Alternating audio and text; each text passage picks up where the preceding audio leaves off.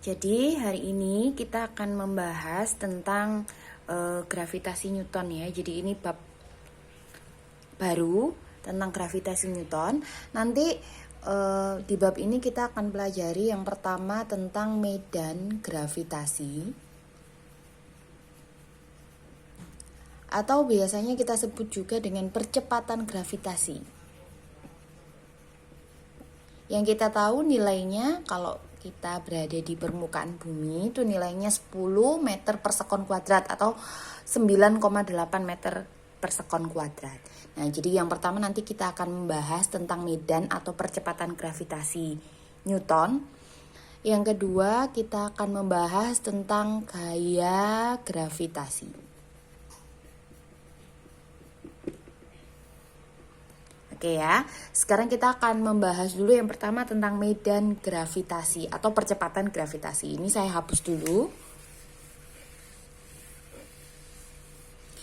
Jadi anak-anak, medan gravitasi itu medan itu kan artinya daerah yang masih dipengaruhi gitu ya. Daerah yang masih dipengaruhi. Dipengaruhi apa? Jadi kalau medan magnet berarti daerah yang masih dipengaruhi magnet. Kalau gravitasi berarti medan yang masih dipengaruhi oleh gravitasi. Kalau magnet sumbernya itu, kalau medan magnet berarti sumbernya nanti ada magnet. Kalau medan listrik berarti nanti sumbernya ada muatan. Kalau gravitasi sumbernya apa? Gravitasi itu adalah sumbernya massa. Ya, jadi misalkan ada sebuah massa, maka di daerah sekitarnya atau di samping-sampingnya ini nanti dia akan mengandung gravitasi gitu ya. Jadi ibaratnya, atau kalau misalkan mau digambarkan, jadi ini misalkan bumi gitu ya. Nah, posisi kita atau aktivitas kita kan berada di permukaan bumi ya, entah di sini, pokoknya kita berada di permukaan bumi. Nah, kita hitungannya, jadi kenapa sih kita kok masih bisa istilahnya itu kita bisa tetap berada di permukaan bumi, kita bisa menginjakkan kaki kita di bumi karena ada gaya tarik. Nah, gaya tarik itu apa yang membuat kita masih nggak melayang-layang gitu ya, masih bisa berjalan di permukaan bumi, kita bisa tetap di sini menginjakkan kaki, itu karena kita ada gaya tarik yang kita sebut juga dengan percepatan. Nah, gaya tarik itu menuju ke pusat bumi gitu ya. Jadi posisi kita berada di permukaan ini, jaraknya dari posisi kita sampai menuju ke pusat bumi itu kita sebut juga dengan jari-jari bumi.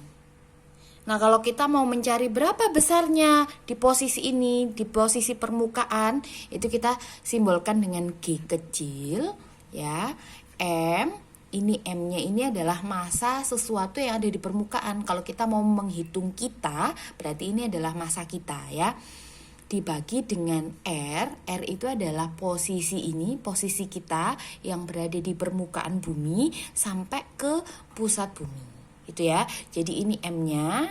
Ini adalah jarak antara titik kita sampai ke pusat bumi, atau kalau dalam gambar ini berarti ini adalah jari-jarinya bumi. Terus G sama dengan M per R kuadrat. Di sini ada G ya. Jadi G ini adalah koefisien gravitasi yang nilainya udah diketahui. Nilainya 6,67 kali 10 pangkat min 11. Ya. Jadi sekali lagi ini adalah massa sesuatu itu, ini adalah jari-jari bumi, ini adalah percepatan gravitasi atau kita sebut dengan medan gravitasi. Oke, sampai sini gampang ya. Jadi rumusnya G sama dengan G besar dikalikan M per R kuadrat. Nah, anak-anak, misalkan kalau posisinya itu tidak di permukaan bumi, misalkan dia punya ketinggian. Nah, ketinggiannya ini tuh yang ekstrim. Misalkan ada seseorang, dia naik roket gitu ya, dia berada di ketinggian tertentu dari permukaan bumi. Misalkan ini ketinggiannya itu sama dengan jari-jarinya bumi. Nah, sama, jadi nilainya sama dengan jari-jarinya bumi ini, tapi saya simbolkan dengan H atau pada ketinggian tertentu. Maka rumusnya nggak jadi kayak gini, kita akan tambahi jaraknya dengan ketinggiannya ya. Jadi G sama dengan G besar M per R, ini jari-jari bumi, ditambah dengan H ketinggiannya itu tadi ya. Jadi ditambah dengan ketinggiannya, terus jari-jarinya ditambah dengan ketinggiannya maksudnya ya. Jadi jari-jari bumi ditambah dengan ketinggiannya, dikurung, ditambah dulu, baru dikuadratkan. Ya gitu. Jadi rumusnya ini ya, untuk mencari percepatan gravitasi atau medan gravitasi. Oke, silahkan dicatat. Setelah ini saya akan hapus.